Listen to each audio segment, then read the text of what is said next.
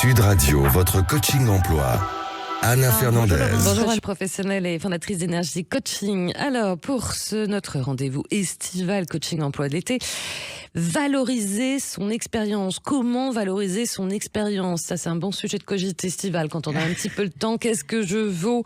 Pas facile de s'auto-évaluer. On va parler avec vous notamment de VAE et de reconversion professionnelle, VAE, validation des acquis de l'expérience.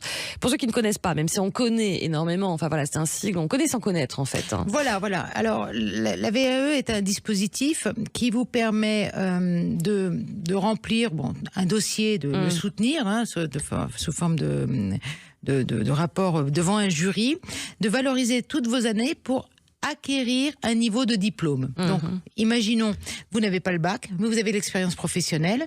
Eh bien, vous allez déposer un dossier pour avoir une équivalence bac et avoir le diplôme du bac, sans passer toutes les épreuves du bac. Pareil pour un BTS, pour une licence, pour un master. Ça va jusqu'au bac plus 5 aujourd'hui.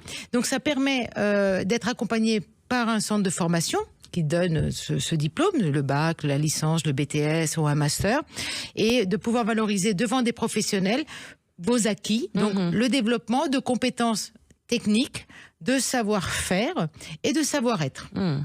Et ce qui vous permet après dans votre CV de dire j'ai le bac, j'ai le BTS, j'ai une licence ou j'ai un master.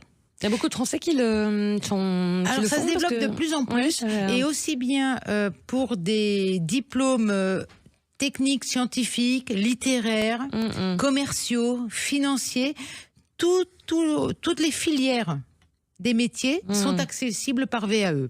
C'est un long travail, mais c'est très bien accompagné par des conseillers VAE qui existent dans les centres de formation.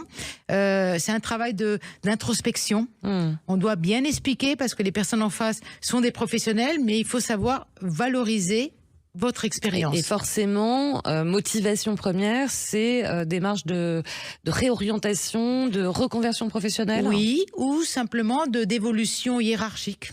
Aujourd'hui, on veut être manager dans ma société, mais mon niveau de diplôme qu'il demande pour ce positionnement de poste, et donc ce poste et le salaire qui va avec, a besoin d'avoir un bac plus 2. Donc, et en plus, certaines VAE sont financées par les entreprises. Donc aujourd'hui, voilà, ça peut aider à rester dans la même entreprise pour évoluer ou à sortir de l'entreprise pour faire une reconversion professionnelle.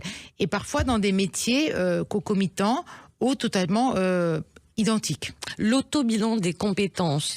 Alors, pas facile parce que c'est pas évident quelque part de dire tiens, quelles sont mes compétences? Voilà. Alors voilà, certains pourraient appeler ça un auto-bilan de compétences. Oui. Voilà, le bilan de compétences. Au lieu de le faire avec un consultant et un cabinet, c'est de le faire soi-même. C'est voilà, avec mon expérience professionnelle, que je sois diplômée ou non, qu'est-ce que j'ai acquis comme nouvelle compétence qui ne vient pas de ma formation académique, qui vient vraiment du terrain. Alors, des exemples concrets. Des exemples concrets.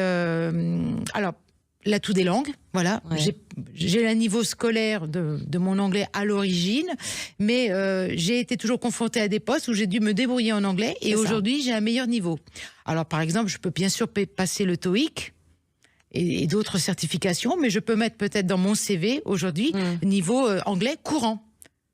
Et j'ai peut-être pas la certification TOEIC, mais je suis capable de travailler en anglais. Ça peut être des outils informatiques également. Ça peut être analyse de données. Voilà, un niveau d'Excel. Ça peut être vraiment d'autres compétences, du commercial. Voilà, je suis capable de répondre à des appels d'offres publics. Et je n'ai pas.